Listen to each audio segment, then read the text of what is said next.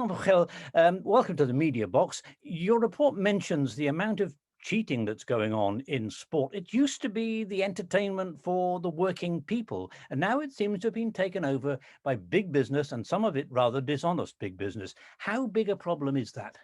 It's really getting bigger and bigger. It's hundreds of billions of euro, which are betted on sports every year.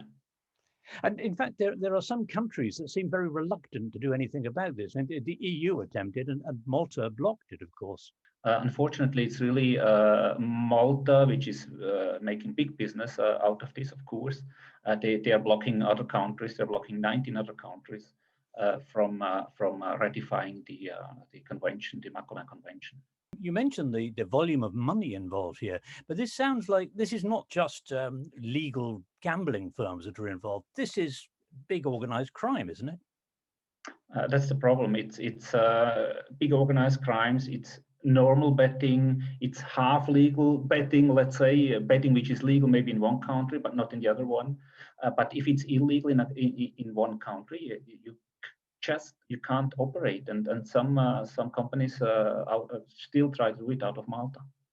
Because gambling is also becoming a big issue for some societies. You know, there are families that are falling apart because of gambling. You can't stop people from gambling, but it has to be fair, hasn't it?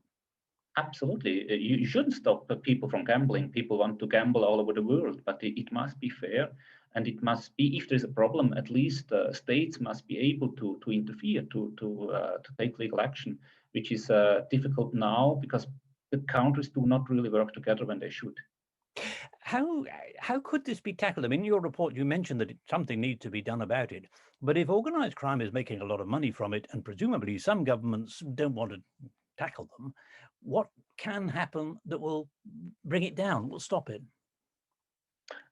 The signing and the ratifying of the Macola Convention is something really important because, like this, the judicial help between the I don't know the exact words in English, but they can work together on a basis which is necessary, which is just necessary now, and it's been up to now. It's not that countries have not done their job, but they have not worked together internationally, and the business is so international that countries have to work together. Presumably some sports suffer more from this than others. Yes, of course. I mean, it's like the biggest sport is football, especially minor leagues suffer, even junior leagues, and sports like tennis, where it's much easier when you only have one referee and maybe two players. So that's sports which are probably easier to be manipulated. But even in football, if you bet, for example, on a yellow card in the first 5 minutes, it is enough if you just bribe the referee. He can give this yellow card, and hundreds of thousands of euros can be made out of that. It seems that an awful lot of people must be corrupt here to actually allow this to persist in the way that it does. So it's going to be hard to come down on it because many of these officials, match officials and so on, are not very well paid anyway. So the temptation to accept money must be quite great. Yes, it's not only the officials, it's the players as well. Players in minor leagues, maybe during these lockdown times, they did not get their salaries, and a person may be tempted, much more tempted than they were before, and that's a real risk in these times. Now, you want to clamp down on that, you want to stop it. Can it be stopped or at least reduced in volume? Because most of the big gambling syndicates seem to be based outside of Europe altogether. It can't be stopped, but it must be reduced. And but first, to reduce something, the awareness must be there. The awareness of the athletes, of the federations, of the states, of the people who combat it in the end. Because it's not only gambling; it's money laundering. It's really big criminals. And some at the end, some people even lose their lives if they do not follow the instructions. The adoption of your report, will that help, do you think?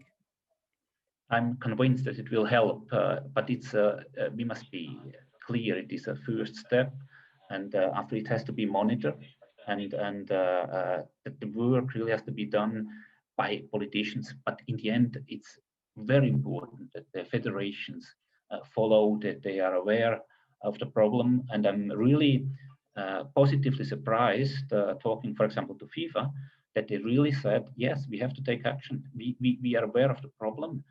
The problem are bigger in some countries, not as big in others, but the problem is there. We have to act, and that's really positively surprised about what's happening in the federations.